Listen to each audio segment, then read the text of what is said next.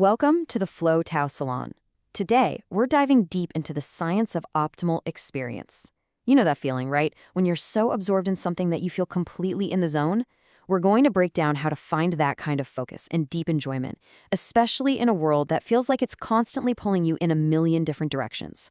So let's just start with a really honest question. Think about it for a second. When you finally have a moment to yourself, with nothing you have to do, where does your mind go?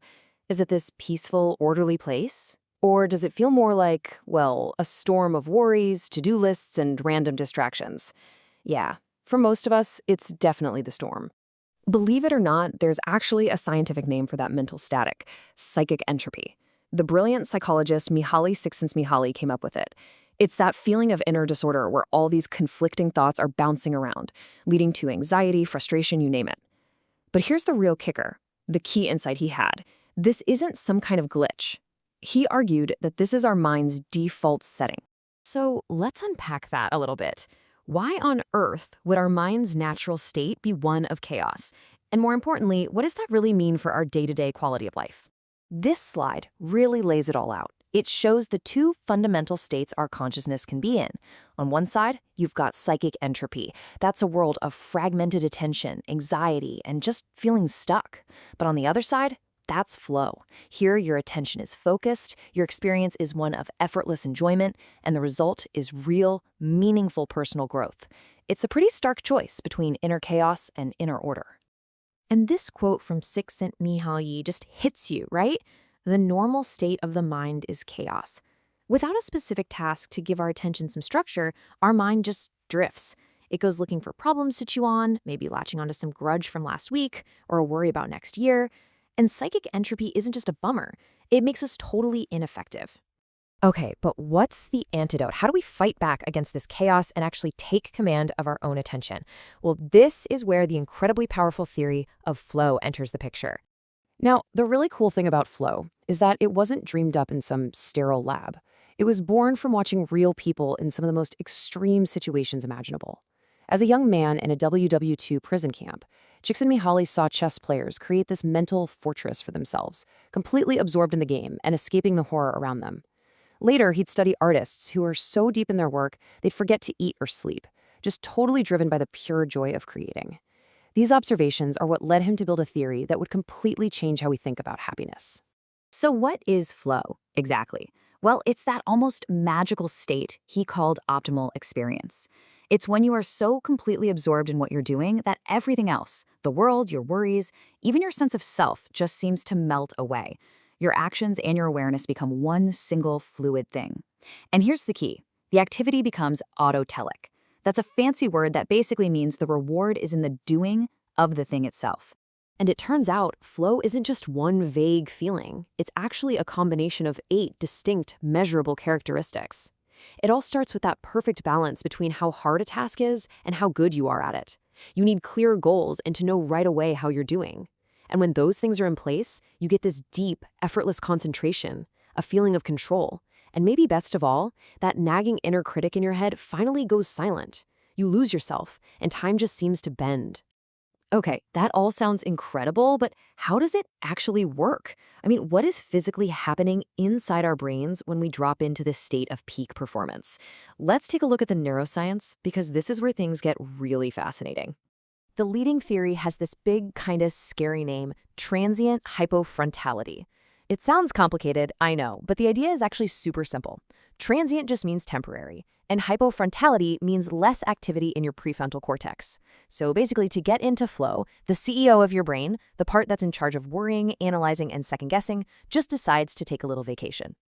And check this out. When specific parts of that prefrontal cortex power down, you get these amazing benefits. When the part responsible for analytical thinking quiets down, you stop overthinking everything. When the part that's all about me goes offline, your ego vanishes. By quieting these systems, the brain frees up a ton of energy for faster, more creative, more intuitive action. But it's not just about turning parts of the brain off. It's also about turning other systems way up. Flow releases this powerful cocktail of performance-enhancing neurochemicals. You get dopamine for reward, norepinephrine for focus, anandamide for creativity, and endorphins to block out pain. Then, afterward, a nice wash of serotonin leaves you feeling calm and satisfied. It's like your brain's own built-in peak performance kit. Now, here's the best part of all of this. Flow doesn't have to be some random accident. We can actually become architects of our own optimal experiences. So let's get practical and explore the science-backed triggers we can all use to find flow more often. So how do you find that perfect sweet spot between challenge and skill? Well, research suggests the magic number is about 4%. The task should be roughly 4% harder than your current skill level. Any more than that, and you get anxiety. Any less, you get boredom. That little 4% stretch is what forces your brain to become fully engaged. Now, we have to make a really critical distinction here. Productive flow is not the same as the hyperfocus you might hear about in relation to ADHD. They can feel similar from the inside, but the key difference is control. Flow is something you choose, it's directed at your goals, and it leaves you feeling energized. Maladaptive hyperfocus is often involuntary, almost compulsive, and it's so hard to pull away from that it can lead to serious burnout. So, how do you invite more of this good stuff into your life? Well, you can reverse engineer it.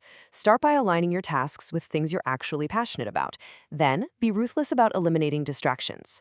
Break big goals down into small, clear steps, and find ways to know immediately how you're doing. And you know what? Sometimes adding a little bit of healthy risk, high stakes, can be just the thing to force your brain to snap to attention. All right, we have covered a lot of ground, from psychology all the way to brain chemistry. So, what are the biggest, most important takeaways? We've managed to distill everything down into 4 essential keys for turning flow from something that just happens sometimes into a genuine way of life. Number 1, master your attention. This is it, the bedrock skill. Your ability to control what you focus on is what allows you to create that inner order. 2, cultivate an autotelic self. That means learning to love the process, not just the prize at the end. That is the true engine of growth. 3, you can be an engineer of your own biology. By understanding the science, you can consciously use these triggers to shift your brain into flow. And finally, number 4, the ultimate goal. Create a unified life where you weave these moments together so every single thing you do connects to a larger, meaningful purpose. And this is the promise, isn't it? The promise of a life lived in flow. When you learn to create order in your own mind, you become incredibly resilient. You're no longer just a victim of whatever happens to you, because you have the power to find meaning and purpose from within to transform any challenge into an opportunity for enjoyment. So the final question isn't whether flow is real or if it's possible. The question is for you. How will you begin to engineer your own optimal experience? That is the challenge and the incredible opportunity that this science gives to every single one of us. 陶醉沙龙，马年兴隆。